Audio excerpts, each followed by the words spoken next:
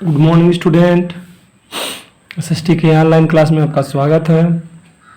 इस समय हम लोग इतिहास में चैप्टर सेकेंड भारत में राष्ट्रवाद पढ़ रहे हैं। आज हम लोग का जो टॉपिक है वो है सामूहिक अपनेपन का भाव। देखिए, अपनेपन का भाव तब आता है जब लोगों के अंदर एक जैसी सोच उत्पन्न होती है कि हमें देश आज़ाद कराना है, हमें अंग्रेज़ों का शासन पसंद नहीं है, हमें स्वराज चाहिए, हम लोग स्वतंत्रता चाहिए।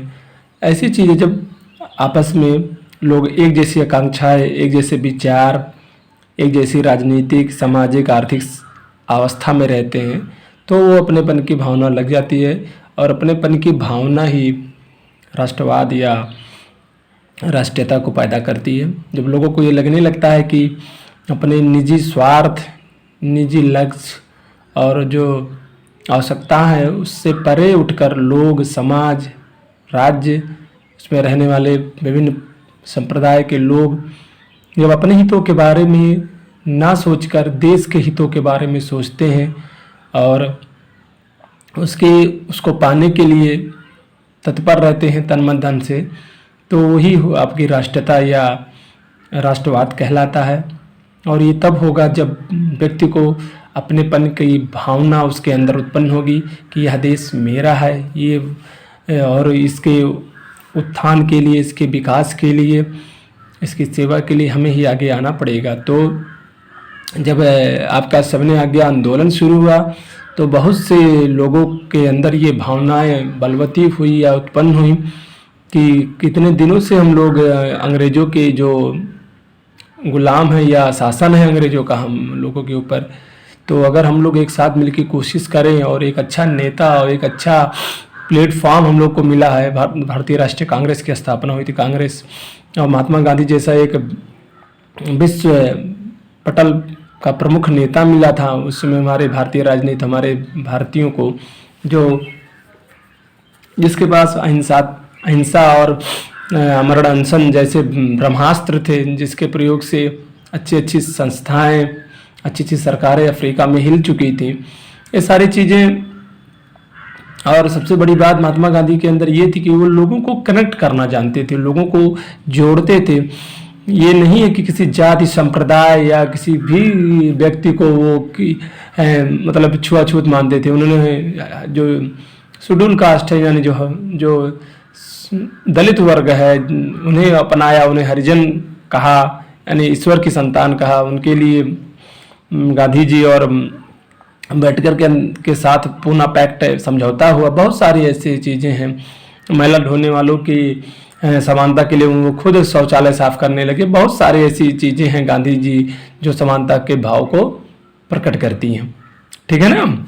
चलिए हम लोग शुरू करते हैं। तो क्या है राष्ट्रवाद या राष्ट्रीयता? अपनेपन तथा एकता की वह शक्तिशाली भावना है जो नागरिक तब अनुभव करते हैं जब वे एक जैसी राजनीतिक, मैंने बताया अभी, एक जैसी राजनीतिक, सामाजिक और आर्थिक अवस्था में रहते। एक जैसा मतलब माहौल बन गया था। ठीक है, एक जैसी व्यवस्था नहीं है कि मतलब अमीर गरीब सब बराबर हो गए, ऐसा नहीं। लेकिन एक माहौल, जैसे भी आपके जस्ट अभी एक हफ्ता हुआ, अभी एक चुनाव खत्म हुआ है, त्रिस्तरीय जो चुनाव था, जिला पंचायत, ग्राम पंचायत और क्षेत्र पंचायत का। इसमें चाहे कोई लखपति रहा हो, करोड़पति या रहा हो या रोडपति रहा हो, कोई भी व्यक्ति रहा हो, तो स्टेटस के हिसाब से, आर्थिक स्थिति के हिसाब तो अलग था, लेकिन एक ऐसा माहौल बन गया था कि उस माहौल में सबको लग रहा था कि सब एक जैसे समान, चाहे वो बहुत अमीर प्रत्याशी हो, गरीब प्रत्याशी हो या सामान्य प्रत्याशी हो। इसी तरीके से वोट देने वालों का भी यही था कि चाहे वो बहुत अमीर व्यक्ति हो, बहुत गरीब या सामान्य व्यक्ति हो। कहने का मतलब ये है बच्चों कि जब व्यक्तियों और समाज में एक माहौल डेवलप हो जाता है, विकसित हो जाता है कि ये चीज़ हमें करना है, ये शादी विवाह हो जाता है, नवरात्र आता है तो भक्ति की भावना हमारे अंदर जागृत हो जाती है। कोई दुर्घटना, जैसे इसमें कोरोना का बहुत कठिन समय चल रहा है और सारे समय हम लोग के निकल चुके हैं बच्चों, तो मुझे और मेरे अपने उस प्रकृति पे मुझे बहुत भरोसा है जो ये कठिन दौर भी निकल जाएगा। इससे कठिन दौर निकल चुके हैं हम लोगों के सामने से, तो ये भी निकलेगा। तो ये दौर है, इसमें कहने का मतलब ये है, ये उदाहरण इसलिए बता रहा हूँ कि लोगों के अंदर एक भावना जागृत हो कि लोगों की मदद कर रही है।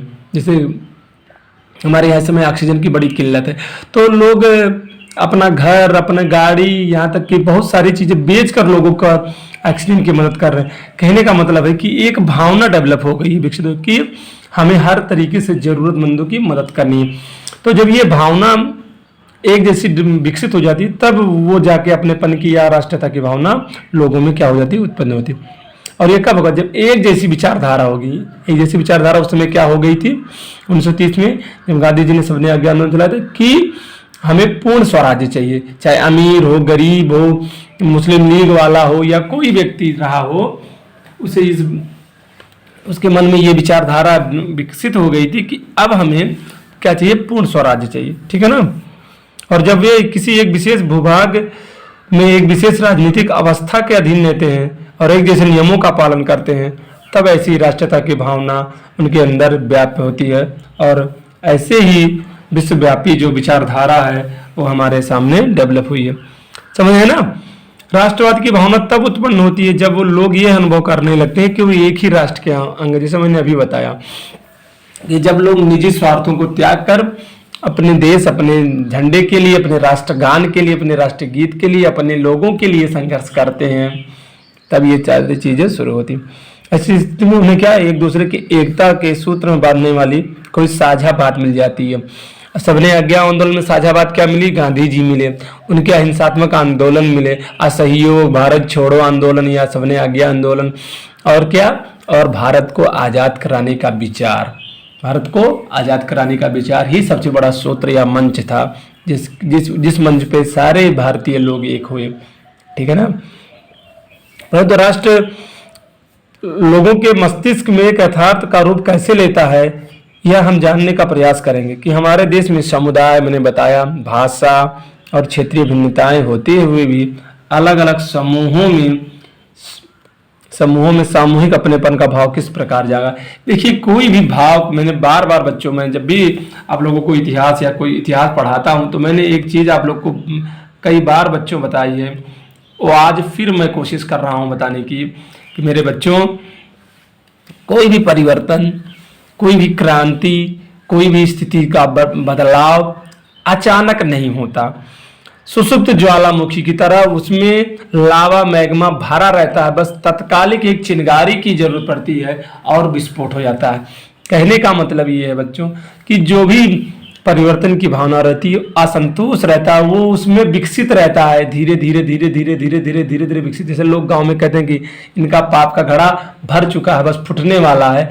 तो ठीक उसी तरीके से जब भी किसी सत्ता के खिलाफ, शासन के खिलाफ, सरकार के खिलाफ कोई आंदोलन, कोई क्रांति, कोई सत्ता परिवर्तन होता है, तो तुरंत ऐसे नहीं होता कि फ्रांस की क्रांति में आपका रूसो आया या लॉक आया या और कोई आया और तुरंत तख्ता पलट करा दिया। इटली में आया आपका जब से मेजनी या गैरीबाल्डी या कोई और, या आपका जर्मनी के एकीकरण में तुरंत आपका बिस्मार्क आ गया और उसने तुरंत जर्मनी का एकीकरण कर। नहीं, लोगों के अंदर भावनाएं रहती हैं और धीरे धीरे वो अपने देश के लिए विकसित होती हैं, लेकिन उन्हें एक मंच मिल जाता है, एक प्लेटफॉर्म मिल जाता है।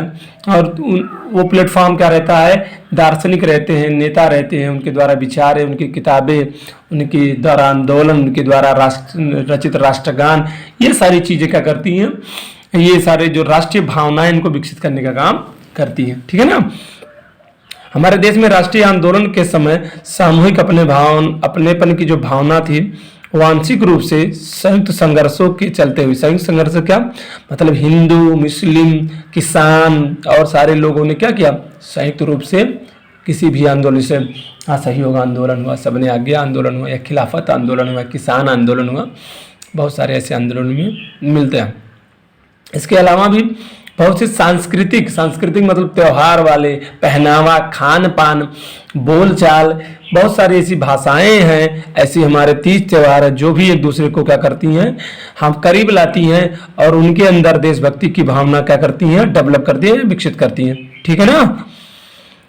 इतिहास व साहित्य, लोक कथाएं, गीत, चित्र, प्रतीक सभी राष्ट्रवाद को साकार करने में बड़ी महत्वपूर्ण है। मैंने बताया अभी कि आपके जो रविंद्रनाथ टैगोर थे, उन्होंने सर्वप्रथम एक मूर्ति बनाई जिसमें एक और स्त्री की मूर्ति बनाई जिसके 4 हाथ थे। उसमें क्या दिया है, उसमें दिया गया शिक्षा की बात की गई है। कपड़ा के जिसमें उस चित्र में क्या दिखा रहा कि कोई देवी है, उसमें शिक्षा दे रही है, लोगों को भोजन दे रही है और कपड़ा दे रही है, और एक हाथ में माला ली है, संन्यास। यानी पहले तो जो स्वतंत्रता है वो क्या, उसे एक स्त्री का रूप, देवी का रूप माना गया है। उसके अंदर क्या क्या है, शिक्षा है, भोजन है और कपड़े हैं और संन्यास का, इतनी चीजें हैं। तो एक ऐसा चित्र तैयार होता है, ऐसी विचारधारा तैयार होती है कि अगर यही स्वतंत्रता हम लोगों को मिलेगी तो सारी चीजें हम लोगों को मिल सकती है। जैसा कि हमें यह ज्ञात है कि किसी भी राष्ट्र की पहचान सबसे ज्यादा तस्वीर में ही दर्शाई जाती है, फोटो के द्वारा ही दर्शाई जाती है। इसे हम लोग अध्याय 1 में पढ़ चुके हैं। जो जिसमें क्या दिखाया था, एक स्वतंत्रता की देवी है जो क्या ली है, एक हाथ में मानवा अधिकार की घोषणा पत्र लिया हुआ है और दूसरे में एक मसाल लिया हुआ है। शुरू में ही हम लोगों ने जब यूरोप में राष्ट्रवाद का निर्माण या उदय पढ़ रहे थे तो उसमें दिखाई दिया था, ठीक है ना। इससे लोगों को एक ऐसी तस्वीर बनाने में मदद मिलती है जिसके माध्यम से वे राष्ट्र की पहचान कर सकते हैं। मैंने बताया अभी कि वो तस्वीर एक मंच हो जाता है लोगों को विरोध करने के लिए, लोगों को क्या करने के लिए, उसका समर्थन करने के लिए एक माध्यम मिल जाता है। 20वीं शताब्दी में राष्ट्रवाद के विकास होने के साथ साथ भारत की पहचान भी भारत माता की छवि के रूप में बनने लगी। वही बताया कि जो रविंद्रनाथ टैगोर ने जो 1905 में एक चित्र प्रस्तुत किया भारत माता की, वो स्त्री के रूप में था और उसको 4 हाथ उन्होंने दिखाया जिसमें वो कपड़ा दे रही हैं, भोजन दे रही हैं और शिक्षा दे रही हैं, और एक हाथ में माला जप रही हैं जो संन्यास का रूप दर्शाता है, ठीक है ना। इसके पहले तस्वीर बंकिम चंद्र चटर्जी द्वारा बनाई गई। सन 1870 के दशक में उन्होंने मातृभूमि की संतुति के रूप में वंदे मातरम गीत लिखा। मैंने बताया अभी आपको कि बंकिम चंद्र चटर्जी की जो आनंद मठ लिखा था और उसमें ही लिखा वंदे मातरम। ये गीत क्रांतिकारियों द्वारा आंदोलनकारियों द्वारा बहुत बार गाया गया और बहुत ही प्रसिद्ध हुआ, और ये गीत जो था वो उस समय हर बच्चा, हर व्यक्ति गुनगुनाता था और उनके लिए प्रेरक का काम करता था। जब भी अंग्रेज या सत्याग्रहियों पर लाठी बरसाते थे तो ये लोग वंदे मातरम, भारत माता की जय के नारे लगाते थे, ठीक है ना। एक प्रकार से लोगों को लोगों से जोड़ने का ये क्या था, एक माध्यम था कि सबका एक ही नारा है, क्या है, वंदे मातरम, ठीक है ना। इसके पश्चात इसे उन्होंने अपने उपन्यास आनंद मठ में क्या किया, सम्मिलित कर लिया है। यह गीत बंगाल में जब स्वदेशी आंदोलन हुआ तो बहुत बार गाया गया। जब क्या हुआ, बंगाल विभाजन किया गया और बंगाल विभाजन में के बाद जब उसके विरोध में बंगाल में आंदोलन हुए तो ये लोगों के मुंह पे एकदम छा गया था। सभी लोगों ने इसको कई बार गाया और उस समय बहुत चर्चित रहा ये गीत, ठीक है ना। स्वदेशी आंदोलन की प्रेरणा में रविंद्रनाथ टैगोर ने, मैंने बताया अभी, कि भारत माता की एक प्रसिद्ध छवि बनाई। इस पेंटिंग में उन्होंने भारत माता को एक सन्यासी के रूप में भी दर्शाया कि वह शांत है, गंभीर है, दैवीय माता के अवतारण है, उनके में आध्यात्मिक गुण भी हैं। आगे चलकर जब इस छवि को बड़े पैमाने पर तस्वीरों में उतारा जाने लगा तो विभिन्न चित्रकार या तस्वीर बनाने लगे तो भारत माता की छवि क्या हो गई, भिन्न भिन्न प्रकार की रूप ग्रहण करने लगी। कोई अलग चित्र बनाने लगा, कोई अलग, लेकिन ज्यादातर जो चित्र बनी थी वो स्त्रियों यानी मातृभूमि की ही चित्र बनते थे। इस मातृ छवि के प्रति लोगों के अंदर श्रद्धा का भाव जगा, जिसके कारण लोगों के अंदर राष्ट्रवाद का भी प्रतीक बन गई। क्या बन गई है, राष्ट्रवाद का प्रतीक बन गई, ठीक है ना।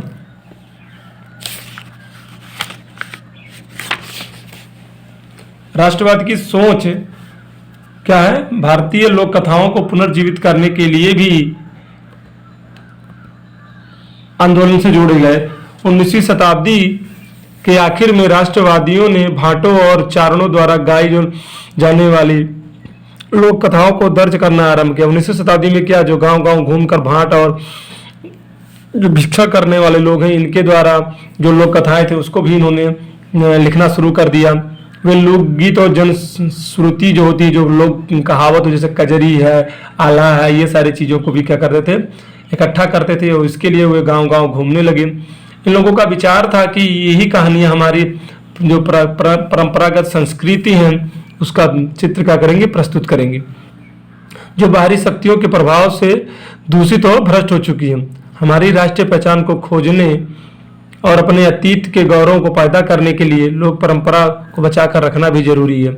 हमारे देश में बंगाल के महान कवि और साहित्यकार रविन्द्रनाथ टैगोर ने लोक कथाओं, गीतों, बाल गीतों और मिथकों का संग्रह किया। यही नहीं, उन्होंने लोक परंपराओं को पुनर्जीवित करने के लिए आंदोलन भी किया था। मद्रास में नटेशा शास्त्री ने the folklores of the southern India के नाम से इसे संकलित तमिल लोक कथाओं को 4 खंडों में प्रकाशित भी किया। उनका मानना था कि लोक कथाएं राष्ट्र की साहित्य होती हैं और इससे लोगों को जोड़ने में मदद मिलती है। ठीक है, जैसे जैसे राष्ट्रीय आंदोलन आगे बढ़ते जा रहे थे वैसे वैसे राष्ट्रीय नेता लोगों को एकजुट करने के लिए, उनमें राष्ट्रवाद की भावना पैदा करने के लिए चिन्हों और प्रतीकों के बारे में जागरूक कर रहे थे। बंगाल में स्वदेशी आंदोलन के समय एक तिरंगा ध्वज तैयार किया गया जिसमें लाल, हरा, पीला तैयार रंग से था। इसमें ब्रिटिश भारत के 8 प्रांतों का प्रतिनिधित्व करने वाले कमल के 8 फूल और हिंदू मुस्लिम प्रतिनिधित्व का करता हुआ एक अर्धचक्र भी दर्शाया गया। सन 1921 में गांधी जी ने भी स्वराज का ध्वज तैयार किया था। यह भी तिरंगा था, तब उस समय लाल, हरा और सफेद था, पीले की जगह सफेद हो गया था। और इसके मध्य गांधी जी का जो सबसे प्रसिद्ध प्रतीक था वो चरखे का था, जिसमें आत्मनिर्भरता का प्रतीक था। जुलूसों में यह ध्वज लेकर चलना ब्रिटिश शासन के खिलाफ माना जाता था। एक सोची समझी नीति के तहत ही अपने नागरिकों द्वारा भारतीय इतिहास को तोड़ा मड़ोड़ा और गलत ढंग से प्रस्तुत किया गया। अतः इतिहास की पुनर्व्याख्या राष्ट्रवाद की जागृत करने का एक और साधन थी। 19वीं शताब्दी के अंत आते आते बहुत से भारतीयों ने यह महसूस करने लगी कि राष्ट्र के प्रति जो गौरव का भाव है उसे जागृत करने के लिए भारतीय इतिहास को अलग रूप से पढ़ा जाना आवश्यक है। ठीक है ना। इतिहास की पुनर्व्याख्या राष्ट्रवाद की भावना उत्पन्न करने का एक और तरीका था। अंग्रेजों की नजर में भारतीय पिछड़े और आदिम लोग थे जो अपना शासन स्वयं नहीं संभाल सकते। इसके जवाब में भारत के लोगों ने अपनी महान उपलब्धियों की तलाश में अतीतों की तरफ देखने लगे। उन्होंने इस गौरवमयी प्राचीन के युग के बारे में लिखना क्या कर दिया, आरंभ किया। जब विज्ञान, गणित, धर्म और संस्कृत, कला और वास्तुकला, कानून और दर्शन, हस्तकला और व्यापार फल फूल रहे थे, तब उनका कहना था कि इस महान युग के पतन का समय आ गया है और भारत को दास बना लिया गया। भारत के राष्ट्रवादी इतिहास ने पाठकों को अतीत के भारत की महानता का गौरव सिखाया था। जो भारत के राष्ट्रवादी इतिहासकार थे उन्होंने क्या किया था, भारत के इतिहास को बताया कि हमारा जो इतिहास है अंग्रेजों के साहित्य से कहीं भी पीछे नहीं है। हमारा इतिहास इनसे, साहित्य इनसे ज़्यादा विकसित है। ठीक है ना। इसी इतिहास ने लोगों को ब्रिटिश शासन से मुक्त पाने के लिए संघर्ष का मार्ग अपनाने के लिए प्रेरित किया था। नागरिकों को एकजुट करने के कई प्रयास किए गए, उनमें कई समस्याएं थी। जिस अतीत का गौरवगान किया जा रहा था वो हिंदुओं के अतीत का गुणगान था। इन चित्रों या छवियों का सहारा लिया जा रहा था, वे हिंदुओं के प्रतीक के रूप में थे। इसलिए समुदायों के नागरिक अपने आप को अलग अलग अनुभव कर रहे हैं। यानी जो ये चित्र थे वो हिंदुओं के ज्यादातर थे, इसलिए जो अन्य समुदाय के लोग थे वो इससे कटने लगे।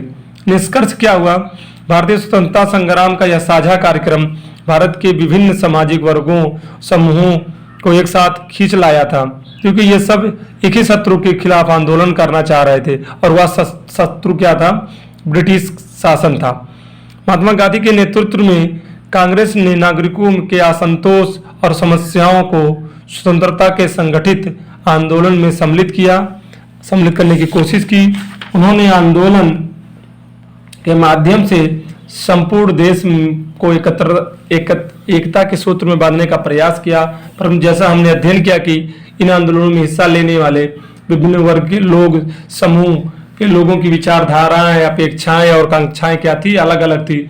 उनकी शिकायतें काफी बड़ी थी, इसलिए उपनिवेश शासन से मुक्ति का भी सबके लिए अपना अपना अलग अर्थ था। कांग्रेस ने इन सभी विभेदों को हल करने और या सुनिश्चित करने के लिए कि हमेशा प्रयास किया कि एक समूह की मांग के कारण कोई दूसरा समूह दूर न चला जाए।